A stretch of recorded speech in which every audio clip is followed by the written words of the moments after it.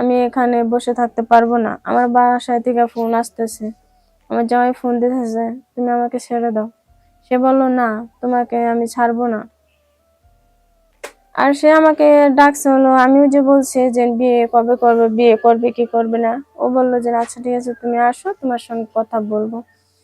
তারপরে আনলো, আনার পরে উনি বোঝেন তো একা একটা ফ্ল্যাট রুমে খালি বাসা থাকলে কি করতে পারে। যাই হোক, যে করছে করছে, করার পরে আমি আমার বাসায় চলে আসলাম। চলে আসার পর ও মানে আমাকে বলতেছে যে, আমি জিজ্ঞেস করছি যে তুমি কি আমাকে বিয়ে করবে না, তুমি আমাকে জোর করে এইসব কাজগুলো যে করলা। সে বললো, তুমি বাসায় যাও, আমি পরে বলবো, ফোনে বলবো। এটা বলে আমি আবার বাসায় চলে আসলাম। চলে আসার পর ও আমাকে ফোন দিল। ফোন দেওয়ার পরে সে আমাকে বলতেছে, আজকের পর থেকে তুমি আমার আশা কখনো করিও না। আমি কই, কেন আশা করব না? আমার জীবনে যা কিছু আছে তোমাকেই তো সবকিছু দিলাম, তারপরে তুমি আমার সাথে এরকম করতেছো কেন বলো? এরকম করো না, আমি তোমাকে ছাড়া বাঁচবো না, বুঝছো? সে বলে কি যে, না, আমি তোমাকে চাই না, আমার যা কিছু পাওয়ার আমি পেয়েছি, আর তোমাকে চাই না। আসসালামু আলাইকুম গাইস, সবাই কেমন আছো? আশা করি সবাই ভালো আছো। তো আপনাদের মাঝে আবার আসলাম আমার জীবনের কষ্টের একটা ভিডিও নিয়ে। তো সবাই মনোযোগ দিয়ে শুনুন। সেটা হচ্ছে যে আমার পারিবারিকগতভাবে আমাদের একটা বিয়ে হয়। বিয়ে হওয়ার পরে আহ, আমার স্বামী হলো ব্যবসা বাণিজ্য করে। ব্যবসা বাণিজ্য করে উনি, ভালোই আমাদের দিন কাজ আছে, কিন্তু আমাদের ছেলে মেয়ে নেই। আমাদের ছেলে সন্তান হয়নি এখনো। তারপরে দেখা গেছে বেশিরভাগ সময় আমার হাজবেন্ড বাইরে থাকে, মানে ব্যবসা বাণিজ্য করলে যাওয়া হয় আর কি। কখনো কোনো এক সময় সকালবেলা তাড়াতাড়ি মালপত্র আনতে যাওয়া হয়, তো কখনো দেখা গেছে বাজারে থেকে আসতে একটু দেরি হয়। দোকান গোছান লাগে, করা লাগে, বিভিন্ন ধরনের কাজকর্ম করা লাগে, তো এই জন্য দেরি হয় ওনার একটু। আর হে সকালে ভোরে 5টা বাজে যায়, আর আসে হে রাত 12টা, 1টা, 2টা, 3টা বাজে, এরকম তার হয়ে যায় আর কি। তো এক সময় দেখা গেছে আমার মোবাইলে ফেসবুকের থেকে একটা রং নাম্বারে কল আসে। ফেসবুকের থেকে ওনার সাথে পরিচয় হয়েছে। সেখান থেকে হওয়ার পরে ওনার সাথে আমি কথাবার্তা বলি। কথাবার্তা বলতে বলতে ওনার প্রতি আমার একটু মায়া লাগে যায়। উনি, সেও আমার প্রতি মায়া লাগে যায়। তার সঙ্গে আমি কথা বলতে বলতে তারপরে দেখা গেছে এরকম, আমার স্বামী তো বাসায় থাকে না, তো এই জন্য ওনার সামনে ওনাকে দিয়ে আমি একটু কথা বলতাম, সময় কাটাতাম আর কি। তারপরে দেখা গেছে উনি কথা বলতে বলতে অনেক কথা বলছে।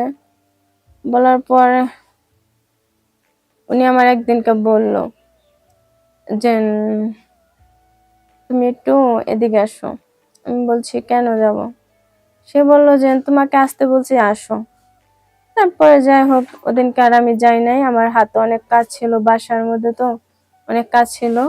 তারপর উনি আমাকে ফোন দিয়ে বললো যে, আচ্ছা ঠিক আছে, তুমি আসো নাই কেন, কি হয়েছে বলো। আমি বলি যে, না, আমার কিছু হয়নি, আমি এভাবেই যাইনি, যাবো, অনেক সময় যাব। পরে এটা বলার পর সে বললো কি যে, ঠিক আছে, সমস্যা নাই। তারপরে এর মধ্যে দেখি, আমি বলতেছি এর মধ্যে আমার হাজবেন্ড বাসায় চলে আসছে। পরে আমি বলছি, আচ্ছা ঠিক আছে, এখন রাইখা দিই, পরে কথা বলবো, আমার হাজবেন্ড আসছে। তো আমার হাজবেন্ড আবার এই কথা শুনে লাইছে যে, সে বলতেছে, তুমি কার সঙ্গে কথা বলো? আমি কই, না তো, কার সঙ্গে না, আমার ভাই। তো তোমার ভাই? দেখি তো তোমার ভাই কেটা। তারপরে ওর মনের মধ্যে অত দোষ ছিল না, ও খুবই একটা ভালো একটা মনের মানুষ ছিল। তো আমি আবার ওর সাথে পলায় পলায় প্রতিদিন ভিডিও কলে কথা বলতাম। কথা বলতে বলতে ওর সাথে আরো আরো মায়া লেগে গেছে। মানে ওদের বাড়িতে এই সমস্যা ওই সমস্যা, সেটা আমাকে সবকিছু ওই ছেলেটা শেয়ার করতো। আর আমার বিষয়গুলো আমি সবসময় তাকেও শেয়ার করতাম যে, না দেখো, আমার একটা হাজবেন্ড পেয়েছি, আমার ভাগ্য গুণে অনেক সুন্দর, অনেক ভালো। সে বলতো কি যে, দেখো, এরকম ভালো দেখায় পরে খারাপ হয়ে যাবো, মানে আমার মাথার মধ্যে ওই আর কি করে দিচ্ছে। বলতো যে, তোমার জামাই ভালো না, তোমার জামাইকে আমি তোমার বিয়ার আগেতে চিনি, তোমার জামাই এরকম ওরকম করে। তো দেখা গেছে এরকম অনেক সময় তো হয়, মানুষের কান কথা শুনে নিজের জীবন নষ্ট করে। তো আমি মানুষের কান কথা শুই না, আমি আমি ভাবিনি কখনো, ঠিক আছে, কিন্তু মানুষে আমাকে বলছে কান কথা বইলা। তারপরে যে বলছে কি যে আমার স্বামী নাকি করে, সম্পর্ক করে অন্য কোনো মেয়ের সাথে। আমি বলছি যে ঠিক আছে, ও সম্পর্ক করে করুক, আমিও করব।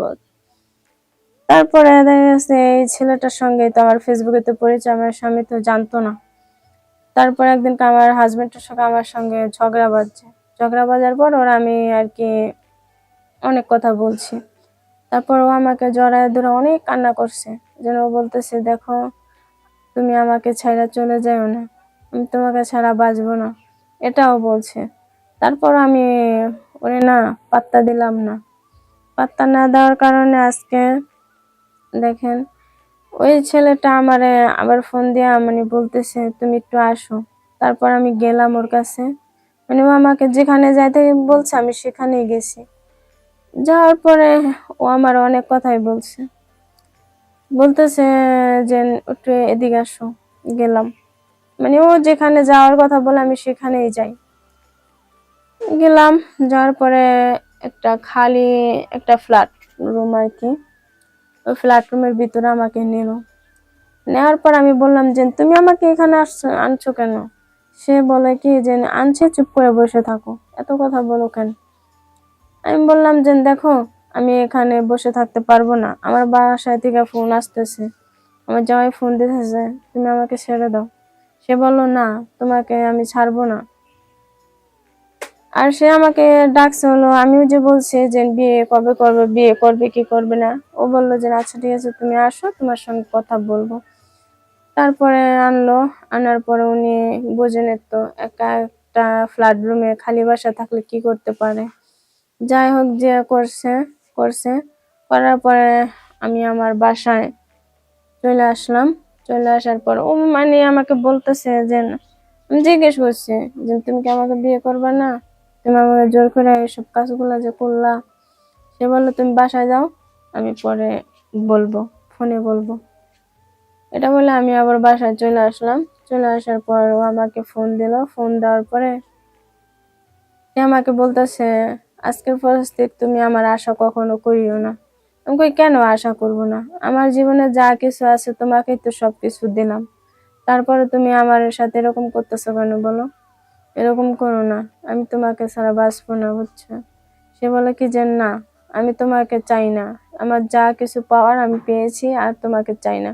আমি বলি যে না দেখো এরকম কিছু করো না, এরকম কিছু করো না, তুমি আমার সঙ্গে, তুমি আমাকে বিয়ে করো। আর আমি আমার এই মুখ আমার স্বামীকে আমি কিভাবে দেখাবো, কিভাবে দেখাবো এই মুখ বলো? আমার স্বামী যদি কখনো কোনো সময় যদি জানতে পারে, আমার কি রাখবে তার কাছে? কখনো কোনো দিনও রাখবে না, সে তো আমাকে ছাইড়া দিবে। তারপরে দেখা গেছে, যাই হোক, ওকে আমি ভোলার জন্য আস্তে আস্তে অনেক চেষ্টা করতেছি, বলতে পারতেছি না। তারপরে কি করলাম, আমার স্বামী দেখি ওর চেয়ে বেশি অনেক অনেক ভালোবাসে, ভালোবাসে।